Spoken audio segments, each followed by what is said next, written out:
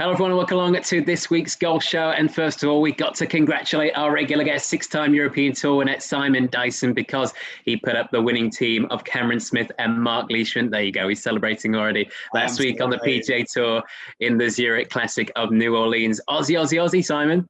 Oh, fantastic. Didn't they do well? Brought it home for me, didn't they? Good lads. Yeah, and here we were thinking it's going to be a tough week because in Europe we've got a course we've never been to before, and you managed to get a top five there with Sam Horsfield. And of course, with these team events, it can be very unpredictable, but we smashed it. I was never in doubt, if I'm honest. I was just playing it down, but yeah, buzzing. Sam did really well in Tenerife, and the Aussie lads, great win for them. You just knew the gel really well. They're really good friends off the course as well as on it. So it does make a big difference when you're playing something like that with one of your mates. Yeah, I don't know if you saw, but I used the royal we then because it was your selection, so I'll give you full credit. But it made sense, didn't it, those two, because they were both in great form. We saw that at the Masters. We saw it at the Heritage with Cam Smith as well. He'd already won the tournament before with Jonas Blix, so it all seemed to be a good fit, and it certainly worked out that way. They just ticked a lot of boxes for me. When you look at pairs tournaments, pairings, Ryder Cup, you can just tell when two lads are going to gel well together, like Fleetwood and Molinari. You just see them off the course and they get on great. So you just know they're going to transfer that onto the course, which obviously the Smith and Leishman did. Yeah, thankfully got a bit of help, didn't they, in that first playoff hole with Louis Oosthuizen going into the water, but you need that in that sort of event. And thankfully, Team Mullet, of course, took advantage. Cameron Smith said he'd shave it this week if he won, but much to his missus' disgust, I think, he said he's going to keep it. And it's gaining a life of its own, isn't it? I'm surprised he hasn't already got a Twitter account for it, Simon. It is. It's becoming very famous, is that mullet. I liked it when Leishman walked on the first tee wearing a similar wig. That was quite funny. But yeah, fair play to him. He's letting the golf do the talking though at the minute.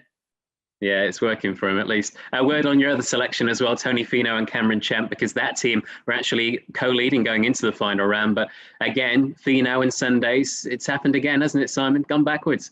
Yeah, they were out of the both pairings that I picked, they were probably the stronger pairing that I thought might win it because of, we spoke about last week, how far they hit it, how many birdies they make. So it wasn't a surprise to me to see them, Sunday morning going into the final round, bang up there. And yeah, just they'll be a little bit disappointed, but I bet they still had a lot of fun in the week.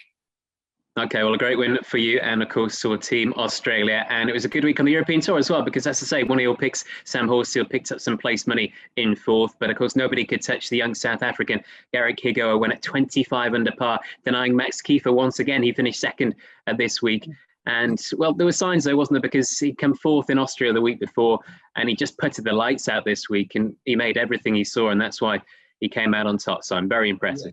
Yeah, very impressive. You don't shoot 25 under par for 4 rounds if every single part of your game isn't gelling well. Like you say, he held the world, didn't he?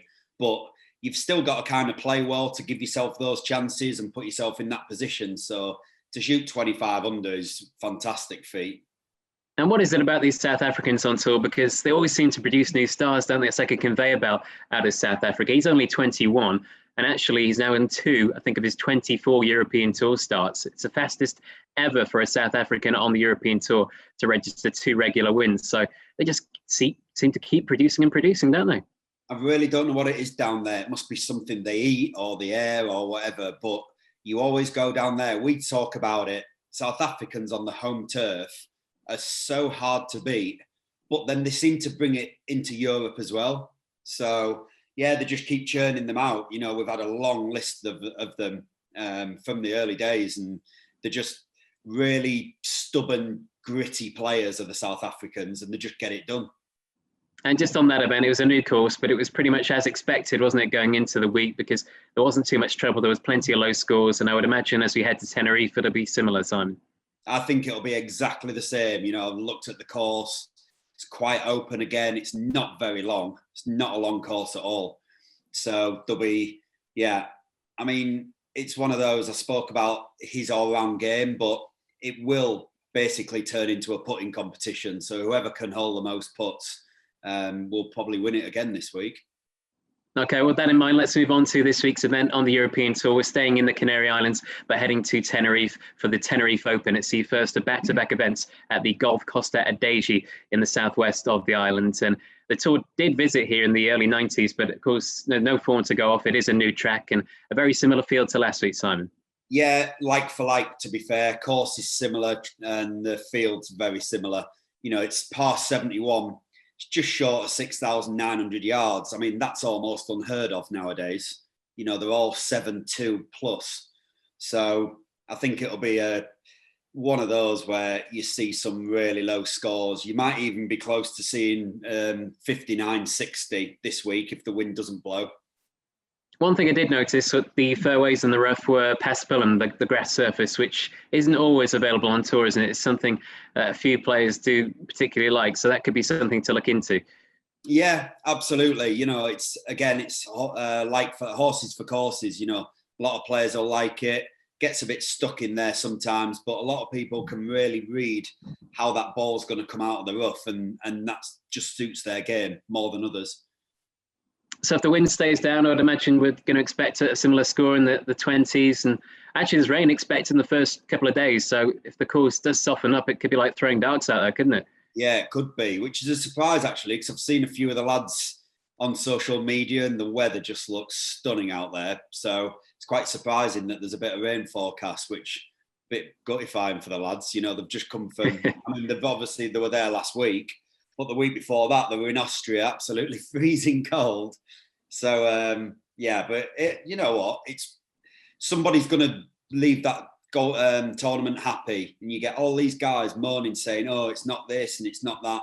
Someone's going to leave on Sunday afternoon a very happy lad. So why shouldn't it be one of the people who are moaning, Okay, well, that's your job to try and find out. Let me go through the betting. We've got the likes of Matthias Schwab, Anton Rosner, Garrett Higo, last week's winner, all around the 16-1 mark as favourites. Then there's the likes of Jas Luiten, JB Hanson, Justin Harding, Max Kiefer, who came close once again. They're all in the 20 to 30-1 marks. So how many picks have we got this week, and who's the first one for you? I've just gone for 2 this week in Tenerife. My first one is somebody you mentioned, Matthias Schwab. Really nice player. I've seen a lot of him. He's with Chubby Chandler, who I used to be with, so in the ISM stable. Just really, really solid all-round player. I actually looked at his stats from last week, and tee to green, he was excellent. It was actually his putting that let him down. So I don't know, maybe a little change of scenery, work on his putting a little bit. We know how quick it can all change, and he always hits it really solid. So he just needs to start hauling them putts to feature, I think, this week. Yeah, that's been his Achilles heel, hasn't it, throughout the years? He was second on approach last week. Just had to look myself at the stats, and that's been a feature of his game. Brilliant iron player, and he has been coming close, 8th, 7th, and 7th his last 3 events. So everything is all building towards that first win on tour. Surely it's just a matter of time for him. Yeah, that's steady golf, isn't it? That's really steady golf, those last 3 events, top 8s, and he is capable of going low. I feel like someone who wins this week, I mentioned Fino and Champ make a lot of birdies. I think you need somebody who makes a lot of birdies. Somebody who just has, 2 or 3 this week isn't going to win it, because you're going to have to shoot a couple of 63s, 64s along the way. Okay, Matthias Schwab, your first pick. Who's the second? I've gone for JB Hanson. In his last 3 events, he's had 2 top 9s. Just really solid all-round player. Again, towards the end of my career, I played quite a lot with him just as he was coming through. And he had spells where he struggled, but he had spells where you thought, wow, this lad can play. And he's very capable of going low. And he proved that, didn't he, in Joburg in November, getting his first win on the European Tour. And, well, in contrast to Schwab, he's always been very good on the greens. That's not been a problem for him. So hopefully he can keep that going with that 7th place finish last week. He's certainly got a chance. Now that he's got that first win, you mentioned that more will follow. Yeah, I would have thought so, and it'll be this type of tournament.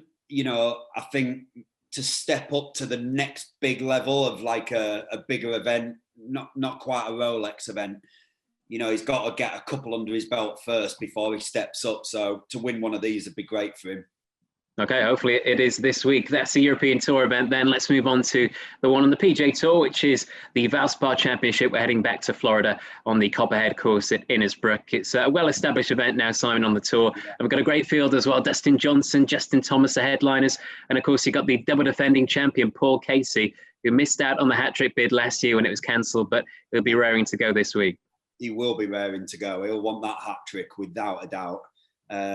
I watched the highlights of his win a couple of years ago, and Louis Oosthuizen was pushing him all the way. And he's quite a cool customer, is Casey, when he gets out in front. A bit like Poulter, they know what they're doing, they get on with it, and he won really well 2 years ago. Sorry. Yeah, and let's talk about this course because we see it every year. It's always been here. Of course, it's known Copperhead for the snake pit, that closing stretch, which is really tough. You see a few of those on tour, and it's a real grind, isn't it?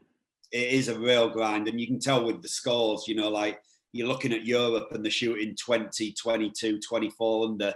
This is single figure unders, so it's a very, very different contrast to what they're used to. So you need someone who's really gutsy and digs in deep.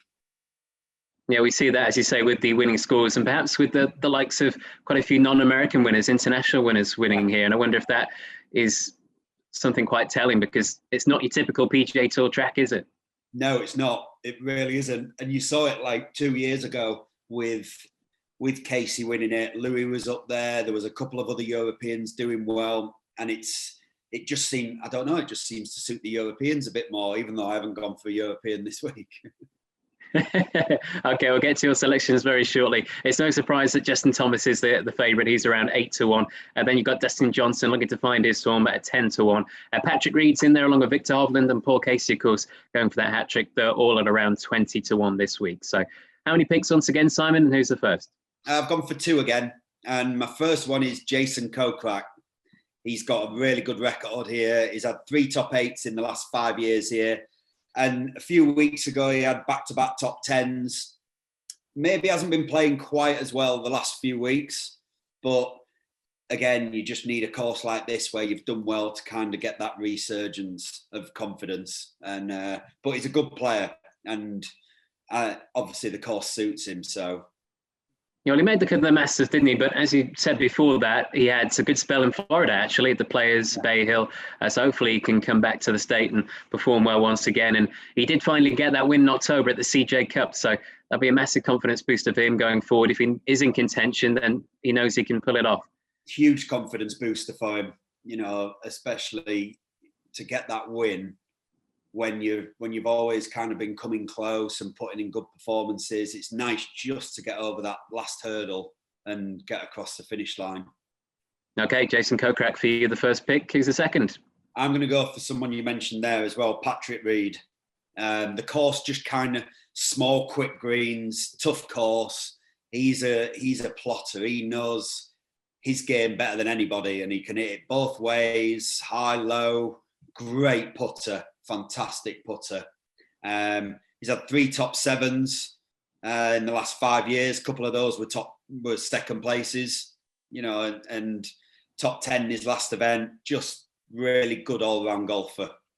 Yeah, he was 8th, wasn't he, at the Masters, threatened to win the green jacket once again. And he's just a real grinder, isn't he? A scrapper, as you say. If you want somebody to manage his way around the course and just be able to get a score on the scorecard, no matter how he's playing, he's the one, isn't he? Well, it's like prime example was when he beat Rory in the Ryder Cup, when he started giving it all the shush, but he just knows his game so well. And he's not, we all know he's not fazed by anything, is he? So just gets on with it. And I think the course really suits his type of game. Yeah, well, it certainly looks that way with those second place finishes. Hopefully he can go one better this week. Right then, so Schwab and Hanson in Tenerife and Kokrak and Reed in Florida. Who would be the best bet out of all of those? I'd have to go with Reed, to be honest. Schwab wouldn't be far behind, but my top pick's Patrick Reed there.